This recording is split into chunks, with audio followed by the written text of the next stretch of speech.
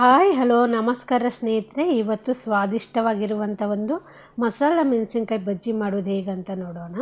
ಮೊದಲಿಗೆ ಇವಾಗ ನಾನು ಮೆಣಸಿನ್ಕಾಯಿ ತೆಗೆದುಕೊಂಡಿದ್ದೇನೆ. ಇವಾಗ ಇದ್ರ ಮಧ್ಯದಲ್ಲಿ ಸೀಳ್ಕೊಳ್ಬೇಕು. ಇವಾಗ ಒಂದು ಮಸಾಲೆ ಮಾಡ್ಕೊಳ್ಳೋಕ್ಕೆ ಪುಟಾಣಿ ತೆಗೆದುಕೊಂಡಿದ್ದೇನೆ. ಸ್ವಲ್ಪ ಜೀರಿಗೆ ಹಾಕ್ಕೊಳ್ತಾ ಇದ್ದೀನಿ, ಸ್ವಲ್ಪ ಕೊತ್ತಂಬರಿ, ಹಾಗೆ ಕರಿ ಉಪ್ಪು ಹಾಕ್ಕೊಳ್ತಾ ಇದ್ದೀನಿ, ಹಾಗೆ ರುಚಿಗೆ ತಕ್ಕಷ್ಟು ಉಪ್ಪು ಹಾಕ್ಕೊಂಡು ಇವಾಗ ಇದನ್ನು ಚೆನ್ನಾಗಿ ನುಣ್ಣಗೆ ಪೌಡ್ರ್ ಮಾಡ್ಕೊಳ್ತಾ ಇದ್ದೇನೆ.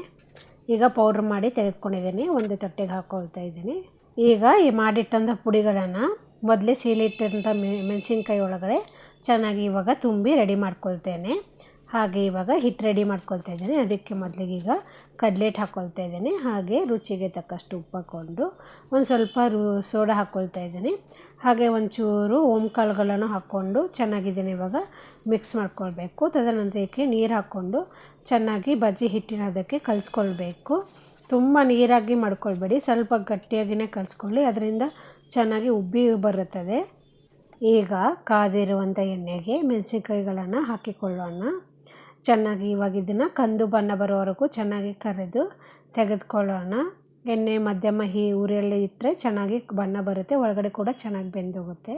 ಮೆಣಸಿನ್ಕಾಯಿಗಳನ್ನು ಮಧ್ಯದಲ್ಲಿ ಚೆನ್ನಾಗಿ ಕಟ್ ಮಾಡ್ಕೊಳ್ಬೇಕು.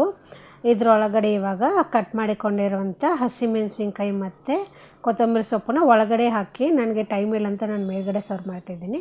ಇದ್ರ ಮೇಲ್ಗಡೆ ಇವಾಗ ಚಾಟ್ ಮಸಾಲ ಮತ್ತು ಲಿಂಬೆಹಣ್ಣು ಮತ್ತು ಸೇವನ್ನ ಹಾಕಿದರೆ ತುಂಬ ರುಚಿಯಾಗಿರುತ್ತೆ. ಈ ಥರ ಒಂದು ಸತ ಮಾಡ್ಕೊಳ್ಳಿ, ಹೇಗೆ ಅನಿಸ್ತಂತೆ ಹೇಳಿ. ಓಕೆ, ಬಾಯ್.